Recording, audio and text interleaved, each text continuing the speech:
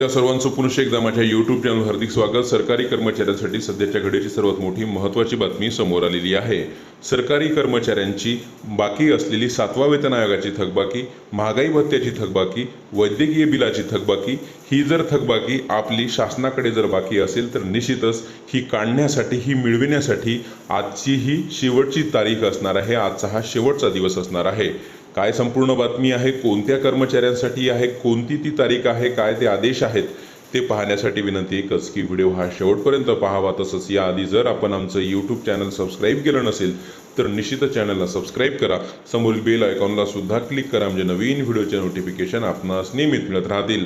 बऱ्याच राज्य सरकारी कर्मचाऱ्यांच्या ह्या कमेंट प्राप्त होत होत्या की त्यांची थकबाकी जी शासनाकडे बाकी आहे ती आम्हाला कधी मिळणार आहे, आणि त्याच अनुषंगानं शासनाचं संचालक माननीय महोदयाचं जे पत्र निर्गमित झालेलं आहे त्या पत्राच्या अनुषंगानं अपडेट देणारा आजचा हा संपूर्ण व्हिडिओ आहे। या पत्रामध्ये नमूद करण्यात आलेलं आहे की शालेय शिक्षण विभागाअंतर्गत येणारे जे कर्मचारी आहेत त्यांची जी काही शासनाकडे बाकी असलेली थकबाकी आहे, मग ती 7व्या वेतन आयोगाची असेल किंवा वैद्यकीय बिलाची असेल किंवा महागाई भत्त्याची असेल, जी कोणती थकबाकी शासनाकडे बाकी असेल ती काढण्यासाठी जी मुदतवाढ दिलेली होती ती मुदतवाढ आज 5 ऑक्टोबर रोजी संपणार आहे। आणि त्याच अनुषंगानं हे पत्र आपण स्क्रीनवर पाहत आहात। पत्र प्रति विभागीय शिक्षण उपसंचालक सर्व, शिक्षणाधिकारी प्राथमिक जिल्हा परिषद सर्व, अधीक्षक वेतन व भविष्य निर्वाह निधी पथक प्राथमिक सर्व या विभागाअंतर्गत येणारे जे काही शिक्षक शिक्षकेतर कर्मचारी आहेत त्यांच्यासाठी हे पत्र आहे। पत्राचा विषय अत्यंत महत्त्वाचा आहे।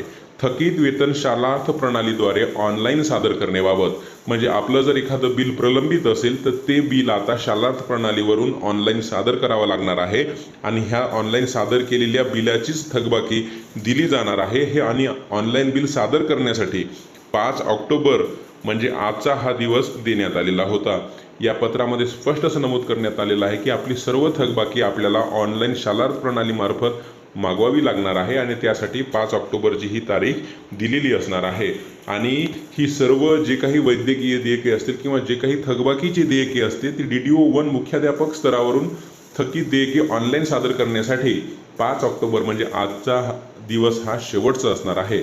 त्यामुळे आपली जर कोणतीही थकबाकी शासनाकडे बाकी असेल आणि आपण जर या विभागाअंतर्गत येत असाल तर निश्चितच आपल्याला आजच्या तारखेमध्ये एनी हाऊ सर्व वैद्यकीय देयके किंवा जे कोणते थकीत देयके असतील ते ऑनलाईन शालार्थ प्रणालीमार्फत सादर करावे लागणार आहे, आणि सादर केल्यानंतर निश्चितच आपल्याला ते पैसे आपले प्राप्त होणार आहेत। सोबतच दुसरी महत्त्वाची बाब की हे जर थकीत देयके तुम्ही जर आजच्या तारखेपर्यंत जर सादर न केल्यास 24-25 या आर्थिक वर्षात पुढे कुठेही ती थकीत देयके दिले जाणार नाही किंवा तशी शक्यता नाही, असा सुद्धा उल्लेख याच पत्रात करण्यात आलेला आहे।